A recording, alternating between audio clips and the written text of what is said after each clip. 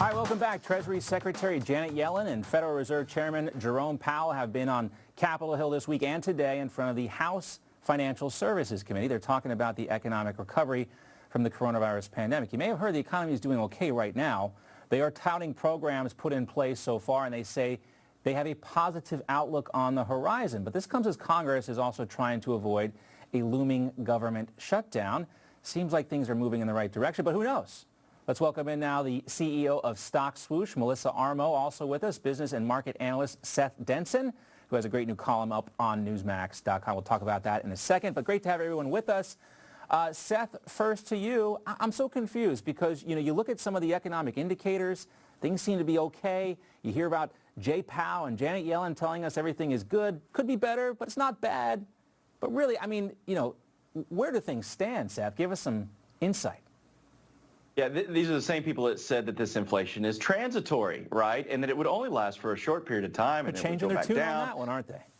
It's still here, and now they're saying that. By the way, Janet Yellen, who also is now saying if we don't raise the debt ceiling, we're going to see an economic collapse. By the way, I actually agree with her there, but she was the same person back in 2017 saying we'll never see an economic collapse. The U.S. would never default on its debt. And so this is the problem when you have people, bureaucrats in D.C. that spend the money being asked questions by those who can't stop spending the money.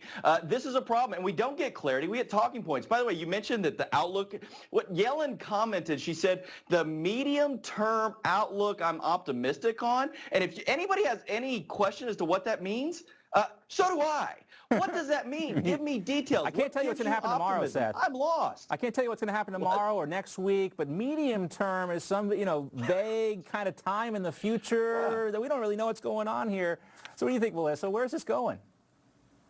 Well, Jay Powell actually admitted today that they don't know how long that this inflation is going to continue because he actually said it's based on the supply chains and what's happening right now where there's two problems going on. One, we're having a problem getting the truckers to work to ship the goods. And two, there's a backup in the ports because, again, there's COVID restrictions and guidelines, and we don't have enough workers. And then there's a demand. There's a demand for products and services because we were shut down for several months last year, or at least we were, for example, here in New York.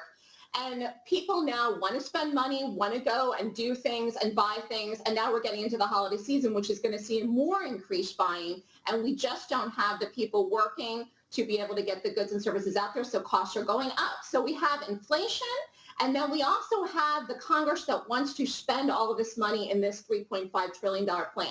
And then, as Seth had mentioned, as far as the debt ceiling coming up to the deadline. So there's a lot going on right here. What I find interesting about what Janet Yellen said today is someone asked her today, one of the congressmen asked her today, do you think that this is going to cause zero? Because Jen Psaki had said that earlier in the week. She said yes. She actually said yes. I mean, that was the most irresponsible thing she could have ever possibly said. These people are so partisan. They should not be in these roles. Powell, I got to give him credit. He's trying, but I bet they don't renew his term. I bet he doesn't stay because this administration, if you're not on board with them 100%, 1,000%, you're out. You're totally out. And Yellen is, or she would have said yes to that question because she knows that that is totally wrong. Yeah, not 1 0, 11 zeros. That's 11 zeros is what we're talking about here.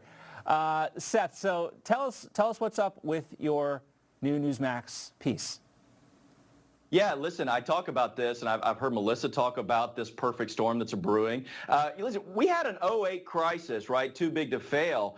And unfortunately, Americans have had a short-term memory of what ultimately caused that. And you have a president who, quite frankly, I think is aging and doddering. And then you have the Department of Treasury that's now just buying for him, as is the Fed. You have Congress with expenditures. You have a U.S. asset bubble that I think is easily ready to pop. And then you have China. China's that ever consistent group out there that's watching. They watched what we did in '08. They just had their possible too big to fail moment with Evergrande. By the way, assets of which may be held by organizations that hold assets in your 401k. Yeah. And what are they doing? We're going to let it fail.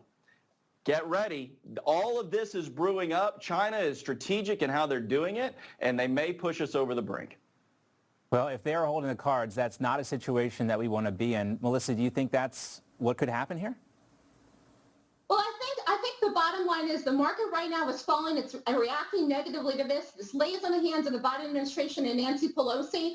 I don't think they're going to not pass the increase in the budget. They're going to pass that. They're going to raise the debt ceiling. But the market right now is falling and reacting negatively. And I think it's still going to react negatively even if they end up passing that because we're spending too much money. And that's the bottom line. All right, so it's Thursday. John, we needed a market correction. We needed a market correction before the pandemic. We were in extra innings already. That hasn't changed. We just kept the game going by throwing more money. We're building a bigger boat instead of patching the hole. Yeah. Well, when it comes to the debt ceiling, it's Thursday at happy hour today. Every time you hear someone on TV say, kick the can down the road, you got to drink. I know we're going to hear it a lot today. I won't be in tomorrow. Great to see you, Melissa and Seth. Thanks so much. All right, guys.